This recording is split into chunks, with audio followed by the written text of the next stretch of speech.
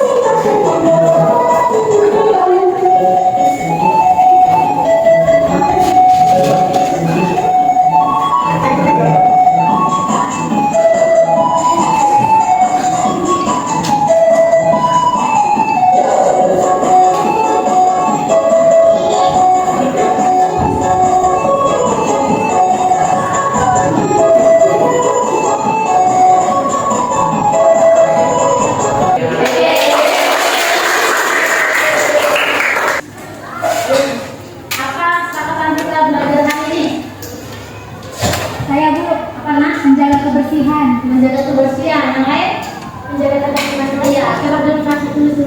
Kesepakatan dalam belajar.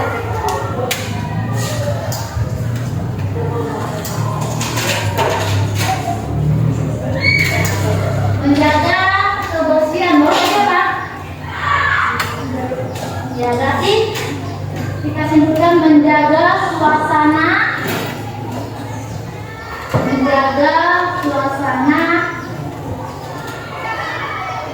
kelas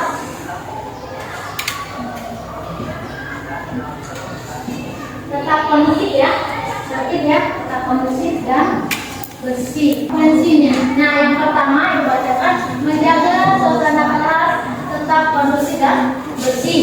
Yang kedua, saling menghargai perbedaan pendapat. Yang ketiga, menghargai hak saya sendiri dan orang lain. Yang keempat, berani mengungkapkan pendapat dan bertanya saat proses pembelajaran berlangsung. Yang kelima, menggunakan handphone atau laptop untuk proses pembelajaran. Itulah kata-kata yang sudah seperti. Nah, sebelum masuk ke materi hari ini, Ibu mau tanya dulu. Materi sebelumnya kita membahas tentang ya berpikir kelompok rasional. Kira-kira masih ingat nggak apa itu berpikir kelompok rasional? Terima kasih. Iya, karena masalah masih seperti komputer ya. Ada pola-polanya. Masih ingat?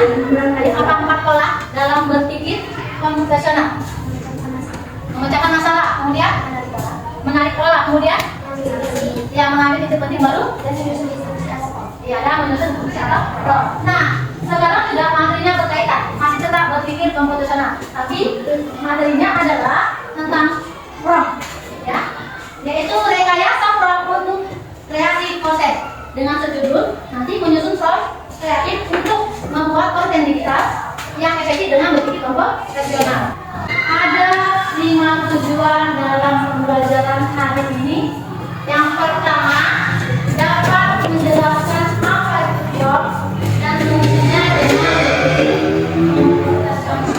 Nah, ini sangat kalau nggak tahu kamu sama prompt, kamu nggak akan bisa menggunakan AI.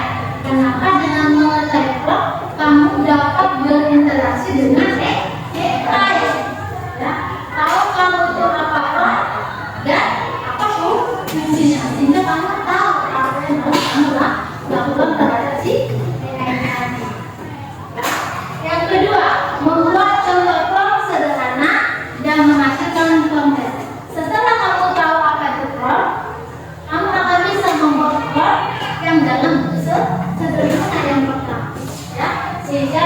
dalam menghasilkan konten. Yang ketiga, mengevaluasi hasil keluaran AI berdasarkan kualitas prompt.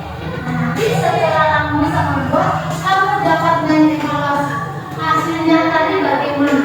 Sama seperti kalau pembelajaran kan proses belajar ada ujian. Ujian itu apa? Untuk mengevaluasi sejauh mana sih, seberapa paham sih kamu memahami materi pembelajaran. Sama seperti setelah nanti kamu membuat nanti akan keluar hasilnya, kamu bisa melakukan evaluasi nanti dari hasilnya. Oh ternyata ini ya, oh ini harus bisa menggunakan programnya. Yang keempat, menjadikan karya konten berbasis AI dalam presentasi kelompok. Kalau presentasi kelompok ini berarti harus ada kamu interaktif ya, berarti harus ada interaksi ya, ada interaksi antara kelompok dengan kelompok satu dengan yang lain, kemudian di dalam kelompok nanti kamu harus bisa bekerja sama bagaimana membuat pola untuk menghasilkan konten. Jadi dalam satu kelompok itu bukan hanya satu orang yang bekerja, tapi harus mengeluarkan pendapat, mengasih ide, harus berani. Karena tadi itu ada kata berani mengeluarkan pendapat. Ya, jadi ada dia dua arah, tidak hanya satu arah. Yang kelima, yang terakhir adalah menerapkan etika penggunaan dalam membuat konten atau karya. Jangan sampai yang pertama melanggar kita. Ya, kalau belajar ya, nanti tidak boleh. Jadi gunakan AI dengan kamu jawab dan tidak sana. Bagi pengalaman kalian, ya awal bagaimana memahami kalian menggunakan sehingga kalian sendiri menggunakan. Yang pertama itu, mengapa hasil AI seringkali berbeda meskipun pertanyaan kita nih. Jadi sesuai dengan konteks pembicaraan kita, dia menjawab dengan banyak cara dan jawabannya iya.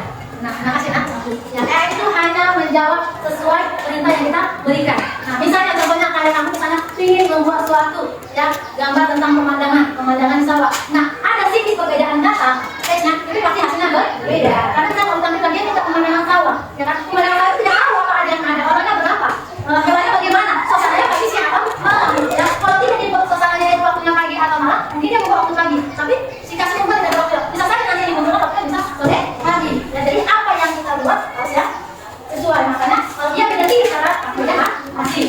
Yang kedua, bagaimana cara menyusun prompt agar sesuai dengan kebutuhan kita? Nah ya, sih, yang satu ini yang kedua kalau mirip-mirip bisa berbeda. Jadi cara membuat prompt yang benar dan jelas itu pertama kita harus jelas juga tujuannya. Misalkan kalau mengerjakan soal matematika ini, yang kedua kita harus kasih juga strateginya bu. Contohnya jawablah soal matematika ini dengan menggunakan tabel. Bu, yang ketiga bu, saya jelaskan atau tambahkan contoh bu. Jadi kayak kita bikin pola ini contoh rumus matematika yang dipakai oleh bu saya tolong jelaskan. Ya, yang harus ada harus jelas, yang rinci ya, spesifik ya, makanya nanti akan silakan hasil sesuai Anda. Yang ketiga, baca dulu soalnya. Nah, apa perbedaan prompt yang baik dan prompt yang kurang efektif? Ayo, ya kasih. Oke Pak. Prompt yang baik itu bu, contohnya jelas, spesifik, terarah, dan memberi batasan. Sedangkan prompt yang kurang efektif yaitu kabur, terlalu umum, nggak tahu, tidak memberi arah. Iya, yang dia yang baik itu tadi yang deskripsi ya, jelas semua dirincikan apa yang ingin kita tanyakan. Kalau yang dia kurang baik itu adalah terlalu umum, misalnya tolong buatkan saya gambar pemandangan di sawah. Bingung sih AI yang mengampilkan pemandangan sawah itu bagaimana? Kenapa masuk tak suasananya kapan? Kemudian ada nggak manusianya? Ada nggak hewannya seperti itu? Jadi dia bingung. Jadi nanti apa yang akan ada itu yang dilakukan oleh AI ya. Jadi yang paling bagus pada AI itu adalah dia yang membingungkan. Yang keempat laki-lakinya bacakan dulu. Bagaimana AI bisa membantu kita membuat konten untuk belajar atau hiburan? Iya, bagaimana AI bisa membantu kita membuat konten untuk belajar atau hiburan? Ayo, itu yang saya pakai AI. Nah, AI bisa membantu kita membuat konten dengan cara misalnya teks, foto ataupun video. Kalau dalam belajar seperti menggunakan ChatGPT, mencari jawaban ya. Ini sering kali pakai ada ChatGPT. Terima kasih soalnya. Nah, dalam belajar itu kalian ya supaya mencari pemahaman yang lebih sederhana. Dari yang sulit diberikan dulu, kalian menggunakan AI supaya kalian memahami topik yang lebih sederhana.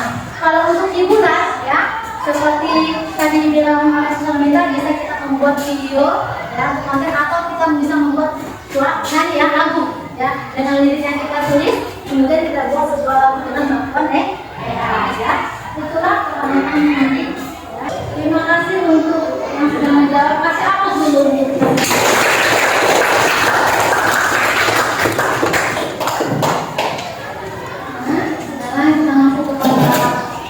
Ini adalah rekayasa prompt, ya, untuk membuat konten yang efektif, ya, dengan berpikir tentu rasional. Yang pertama, konsep dasar kecerdasan artifisial generatif atau generatif AI, ya. Ini merupakan, ya, suatu perintah, ya, atau instruksi yang dibuat untuk menghasilkan konten, ya. Kontennya dapat berupa gambar, video, ya, atau yang lain yang ingin kita gunakan. Saya mau tanya, kalau Shopee termasuk dengan AI ya? Maka dia bisa ya? Yang lain?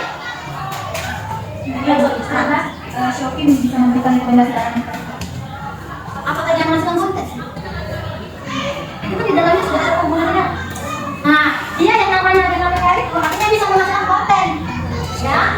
Hanya berupa teks, gambar, tapi tidak. Kalau Shopee yang kita pakai itu tidak termasuk, ya, generator AI. Beberapa layanan generator AI yang telah digunakan. Nah, ini secara umum dan secara luas. Pertama ada ChatGPT. Nah, ini yang sedang pakai ya. Yang kedua aja. Akhirnya, nah, menggunakan AI itu jangan sampai membuat kamu jadi malas pikir. Artinya boleh kamu membaca, tapi hanya membaca. Kamu pahami, kamu saling jangan asal kamu orang sendiri. Tidak. Nah, ini ada misalnya kalau makan kalian menanya bagus tuh, ya, atau AI tadi ini, tapi tidak dipahami langsung terjadi sulit, sehingga ketika buka KPR-nya siap-siap, tapi tidak paham. Karena apa yang dikeluarkan saya langsung ditulis. Nah, kami menggunakan untuk membantu memahami, tapi menggunakannya supaya sudah selesai tuh sudah bukan saya sudah ya, tapi pemahaman. Nah, yang kedua ada Google ini, saya mau tanya, ini sudah pernah kalian pakai? Kalau ini mana yang sudah menggunakan? Ada itu ya? Langsung ada? Ada itu langsung mana? Dulu. Kalau ini Google View itu belum ya? Sudah ya? Nah, ini Google View. Nah, itulah berarti dari 10 itu ada sudah 4 kita ya yang sudah menggunakan aplikasi yang sudah menggunakan aplikasi AI dipilih. Ayo kalian tahu apa itu?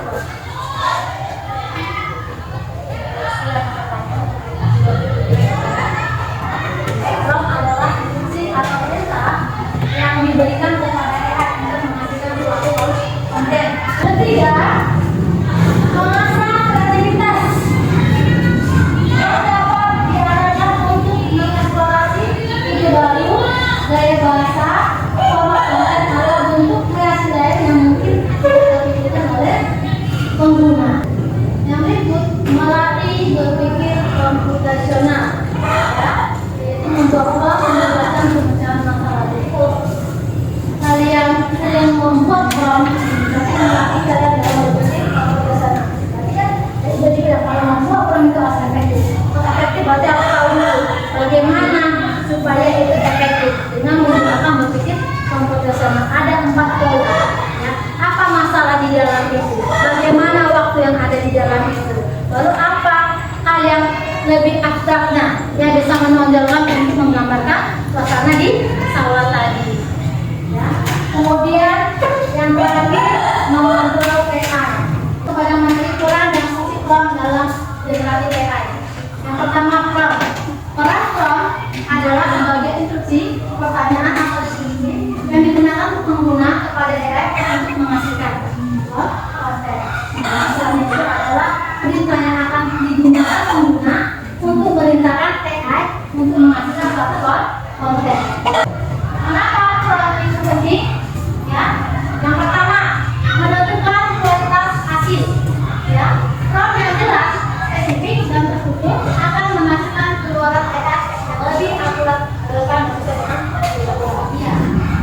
bisa baca. Kalau dia promnya jelas, pasti hasilnya akan lebih bagus.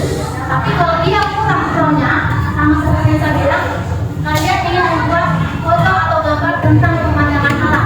Nah, pemandangan alam itu harus tahu alam di pantai atau di sawah. Jangan dia ngomong nanti bingung kayaknya pemandangan kan banyak. Membuat pemandangan di sawah. Tapi sawah nggak jelas juga, ya. Nah, sawah itu bagaimana situasinya? Memang supaya nanti hasilnya lebih bagus. Makanya kalau memang buat akan membuat kualitas yang akan dihasilkan. Yang kedua, bagaimana waktu dan usaha.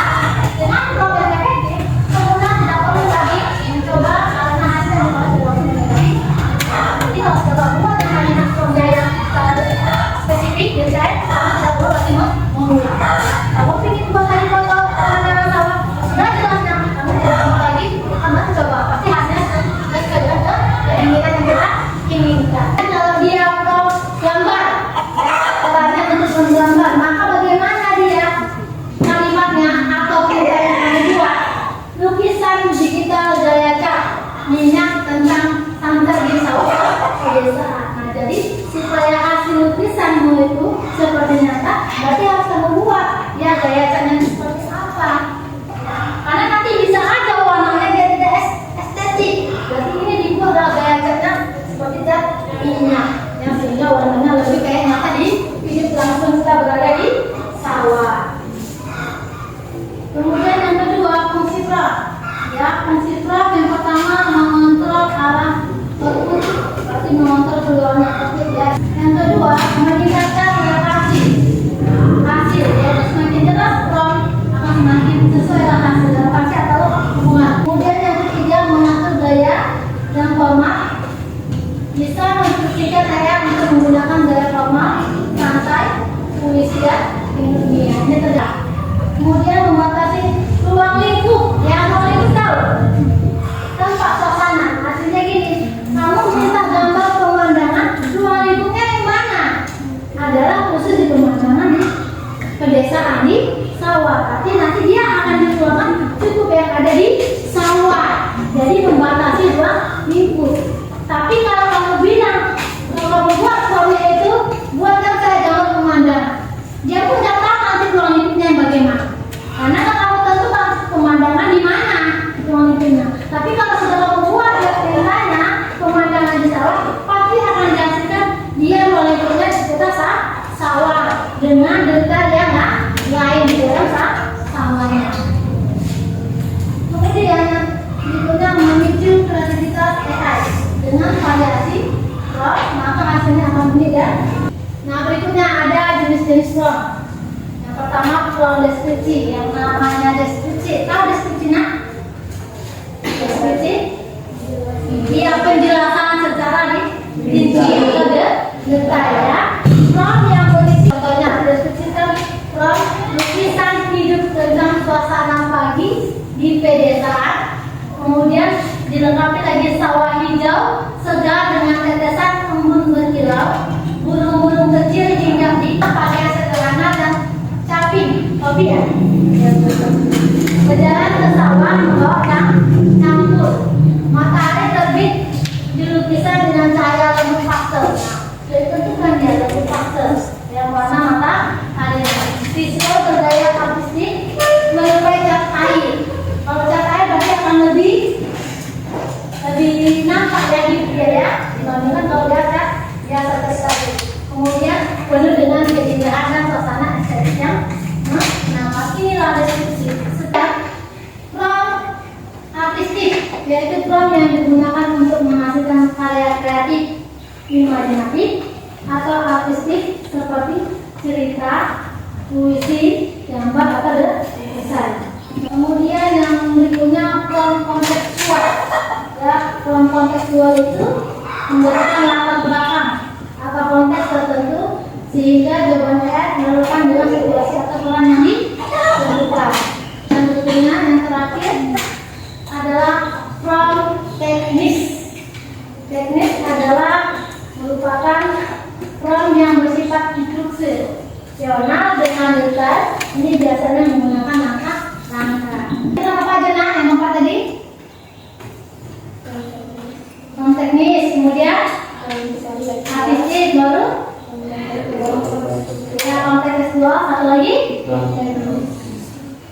ya. Deskripsi, kontekstual, teknis ya.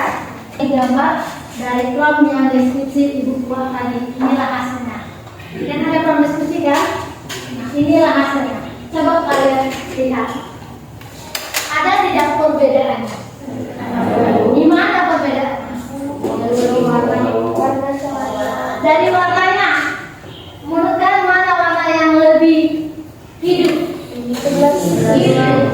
Sini apa sini? Sebelah sini. Ini ya. Nah, inilah tadi hasil prom deskripsi yang saya buat tadi. Ya, ini. Coba kalian buatkan dia berpikir komputasional. 4 pola. Ya. Yang pertama itu ada pemecahan masalah. Dari 4 pola itu mana saja dari prom tersebut.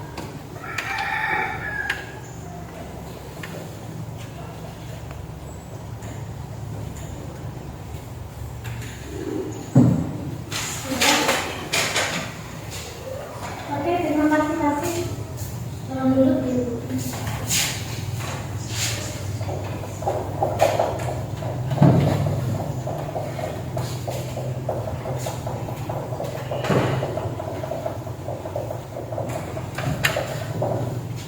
inilah langkah-langkah atau pola dari prom tadi gambar pemandangan di sawah, yaitu deskripsikan lukisan hidup tentang suasana pagi di pedesaan sawah hijau segar dengan tetesan embun berkilau, burung-burung kecil tinggal di samping pohon dan bernyanyi riang. Petani dengan pakaian sederhana dan caping berjalan ke sawah membawa cangkul. Matahari terbit di lukisan dengan cahaya lembu pastel visual bergaya artistik menyerupai cat air penuh dengan keindahan dan nuansa estetik yang menenangkan. Nah, pertama ada langkah polanya pemecahan masalah. Nah, masalahnya itu kan yaitu kita minta adalah pemandangan sawah. Kalau kamu bilang tadi pemandangan alam bingung karena umum. Nah, kita buat masalahnya adalah pemandangan alam di sawah. Nah, di sawah itu ada apa? Berarti masalah-masalah kecilnya kita tentukan dulu di sawah itu ada apa ya. Pemecahan masalahnya apa aja sehingga nanti gambarnya sesuai dengan keinginan. Berarti yang menjadi permasalahan di dalam pemandangan sawah itu adalah sawahnya hijau ya. Nanti kalau kamu bilang sawah dia nggak tahu padinya, entah padinya menguning ya kan, berarti sudah mau panen. Jadi masalahnya adalah sawahnya hijau ya. Kemudian embun ya, berarti ada titik-titiknya ya. Kemudian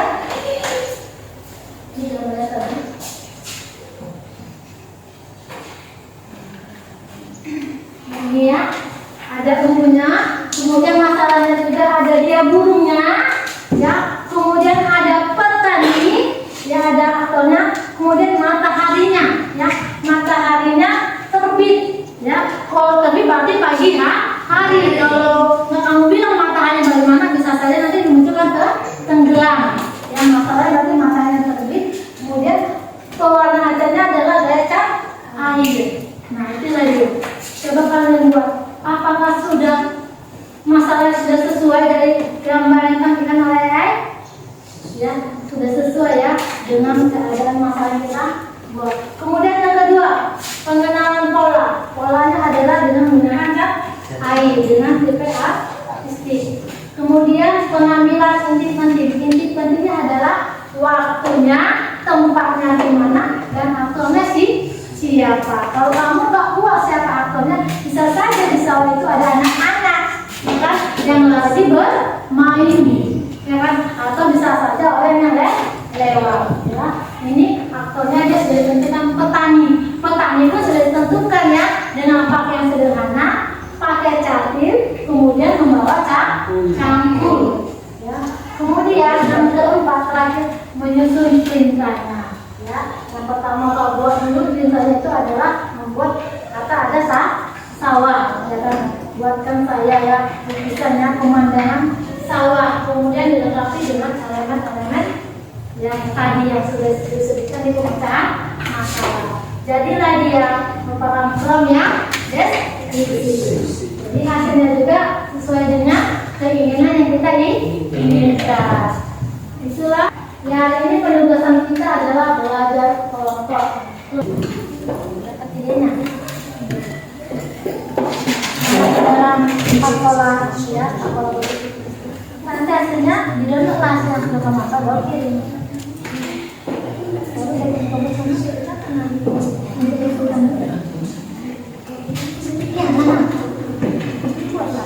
Dibuat ya, berpikir kalau misalnya tempat sekolah itu ya, dulu ya, pemetaan masalahnya apa? Kayak tadi, kalau mengambil dia suasana sekolah, apa yang menjadi masalahnya, ya kan? Kemudian apa yang menjadi pengenalan sekolahnya, apa yang menjadi aktornya, kemudian bagaimana?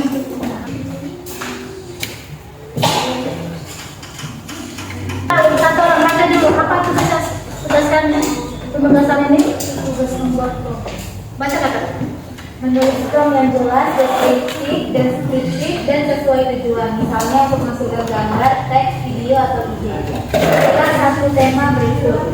1. Pemandangan alam, 2. Aktivitas masyarakat, 2. Suasana sekolah, 3. Suasana sekolah, 4. Hewan di habitat aslinya, 5. Tokoh pahlawan atau figur inspirasi. Ya, sekarang setiap kelompok silakan membuat prompt. Ya, prompt itu untuk menghasilkan itu sudah saya kasih pilihan. Ya, 1, 2, 3, 4, 5. Yang pertama pemandangan alam. Ya, yang kedua aktivitas masyarakat. Yang ketiga suasana sekolah, hewan yang ada di pastinya, dan tokoh pahlawan. Yang berarti Ibu cuma dibuat prompt-nya, terus sama gambarnya aja. Iya, prompt-nya kamu buat. Ya, apa yang kamu minta ya. Pasti dengan pilihan seperti itu. Ya, hasilnya. Oke, Bu. Nanti hasilnya dikirim juga ke classroom. Nanti walaupun kerjanya dia berkelompok, tapi tetap mengirim hasilnya di classroom tetap pribadi ya. Kita masing-masing dengan hasil yang sama ya. Bukan hanya satu orang aja, semua tetap mengirim karena nanti saya melihat kalian aktifannya. Oke, saudara, sudah sepakati ngambil tema apa? Diskusikanlah dengan menggunakan berpikir kelompok rasional.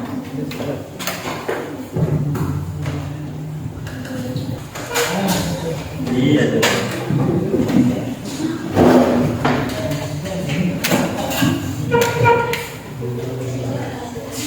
Assalamualaikum warahmatullahi wabarakatuh. Waalaikumsalam warahmatullahi wabarakatuh. Siap semuanya. Siap. Jadi di sini kami akan mempresentasikan hasil kerja kami tentang membuat PPT dengan judul berpikir secara komputasional. Kasih aja. Jadi untuk hasilnya ini kami menggunakan aplikasi PixArt. Kita buka form. Nah, di sini kan tugasnya adalah menulis form yang jelas, deskriptif dan sesuai tujuan, atau misalnya untuk menghasilkan gambar, teks, video atau video. Di sini kami memilih tema untuk pemandangan alam, dan pemandangan alamnya itu adalah pemandangan. Biasanya kan saya membuat video hasil saya itu menggunakan handphone bukan dari laptop. Jadi setelah kita memasuki aplikasinya lalu membuka dan juga mendaftarkan akun atau yang biasa kita sebut dengan login, itu kita akan menemukan pendaftaran. Di situ kita bisa memasukkan prompt. Nah, prompt di sini saya membuat dengan bahasa Inggris karena kebetulan aplikasinya adalah aplikasi yang berbahasa Inggris. Saya akan bacakan prompt-nya juga dengan artinya. Prompt-nya dalam bahasa Inggris yaitu a relaxing video of a tropical beach during sunset, soft orange and purple sky, gentle waves eating the sword, palm trees swaying in the wind, camera moving slowly along the coastline, dreamy and peaceful atmosphere. Dan artinya, video santai dari pantai tropis saat matahari terbenam, langit oranye lembut dan ungu, ombak lembut menghantam pantai, pohon palem bergoyang tertiup angin, kamera bergerak perlahan di sepanjang garis pantai, suasana melamun dan damai. Dan hasil yang saya dapat dari proses tersebut tersebut terlihat bahwa suasananya hampir sama atau bisa kita bilang sama persis dengan prom yang saya buat dan dengan apa yang saya inginkan.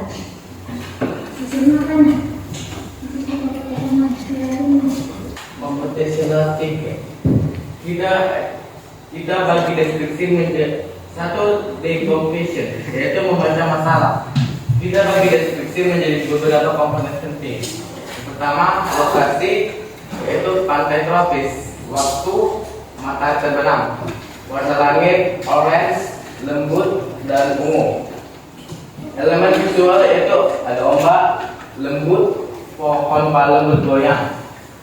Pergerakan kamera yaitu periahan di sepanjang garis pantai. Suasana yaitu melamun dan damai.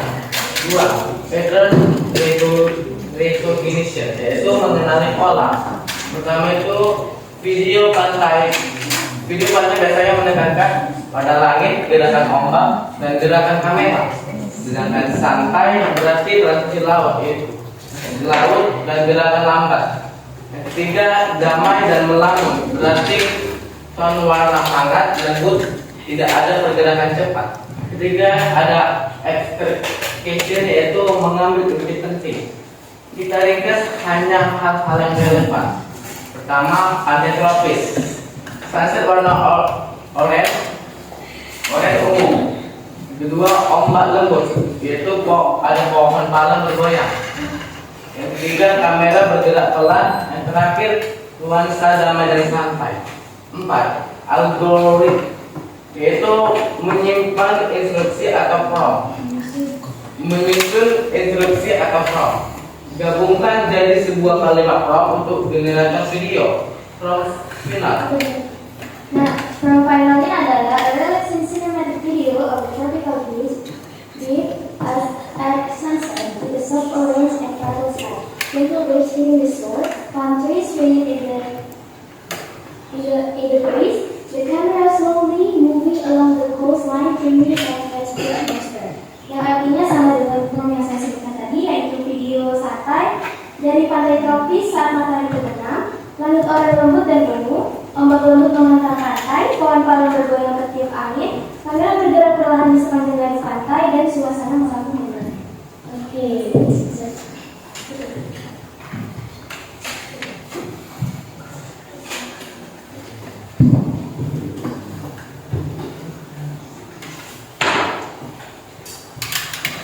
Baik, sekian presentasi dari kami.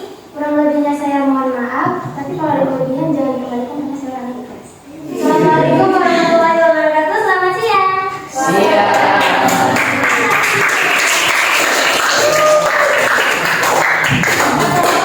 siang semuanya. Siang. Di sini kami akan mempresentasikan hasil kerja kami tentang membuat gambar dari prompt yang kami buat sendiri. Kami di sini menggunakan ChatGPT, jadi saya akan meletakkannya di sini. Dari prompt yang kami buat, yang promptnya tadi itu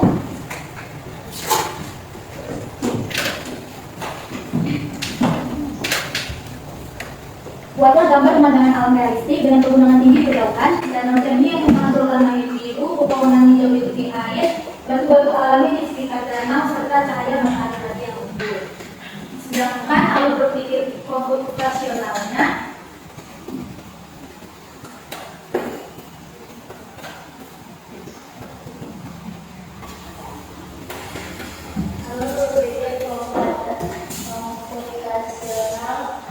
adalah pemandangan alam perairan. 1. Dekomposisi. Tentukan jenis airan, elemen alam, atau langit, gunung, pepohonan, dan suasana atau cerah, hujan, malam. 2. Pengenalan pola. Air sebagai bentuk nyaman, warna biru hijau, ada refleksi, langit, dan motif pendukung. 3. animasi. Fokus hal penting seperti buatlah pemandangan ini seperti terlihat realistis. 4. Algoritma. 1. Pertemuan konsep. 2. Buat sketsa dasar. 3. mengembangkan halaman alam. 4. Warnai dan beri koreksi. 5. Definisi gambar perayaan.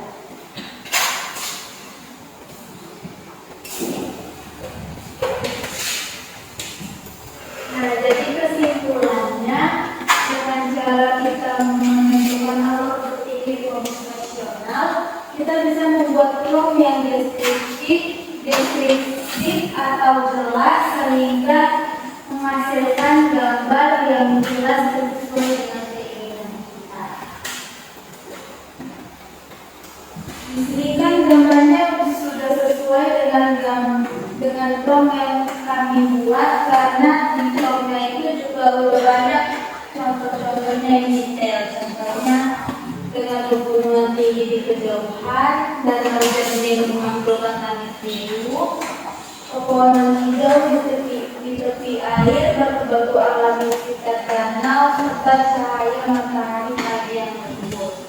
Jadi kesimpulan yang dapat kami ambil, untuk membuat gambar atau video yang bisa sesuai keinginan kita, kita harus membuat promptnya jelas dan bersifat prinsip.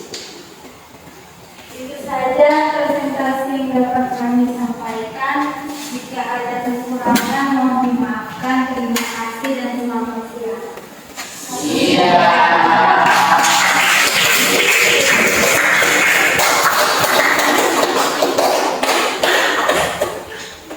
Oke, untuk yang berikutnya ya, semua dikirim hasilnya di kelasku secara pribadi.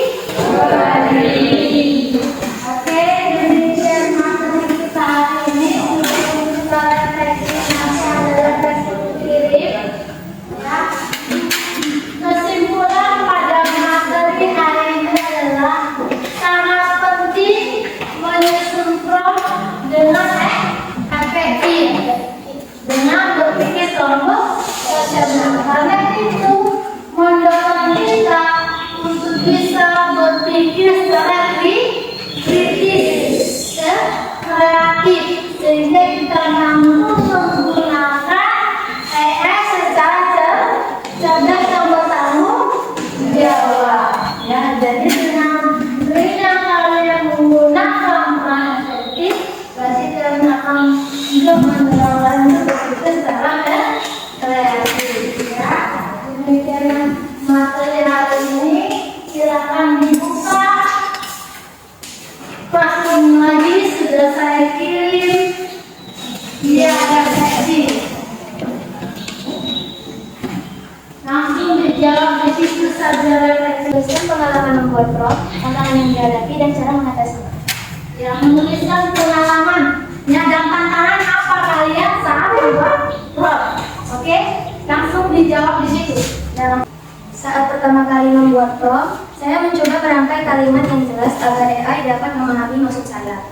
Contohnya, ketika ingin membuat gambar atau teks tertentu, saya harus memilih kata yang tepat dan tidak terlalu panjang. Dari situ saya belajar bahwa setiap kata dalam prompt punya pengaruh besar terhadap hasil akhir. Tantangan yang saya hadapi, 1. Kesulitan merangkai kata yang tepat. Kadang hasil yang muncul tidak sesuai dengan kata-kata dalam prompt atau terlalu umum atau ambigu. Nomor 2, hasil tidak sesuai harapan. Misalnya, ingin suasana senja tenang, tapi yang muncul malah terlalu gelap atau tidak ada nuansa senyanya. 3, keterbatasan ide. Kadang bingung bagaimana cara mendeskripsikan sesuatu yang detail, terutama untuk hal yang abstrak. Yang keempat atau yang terakhir, AI menafsirkan berbeda walau prompt sudah jelas. Hasil bisa berbeda karena sistem mengerti dengan cara sendiri. Oke, ya. Untuk berikutnya silakan kami kirim. Tapi satu ada yang bacakan yang tulis pada diksi, pada visual ya, yang sudah menginterpretasinya. Yang lain sudah bertemu ya. Sampai sini saja materi kita hari ini tentang rekayasa untuk membuat. Oke.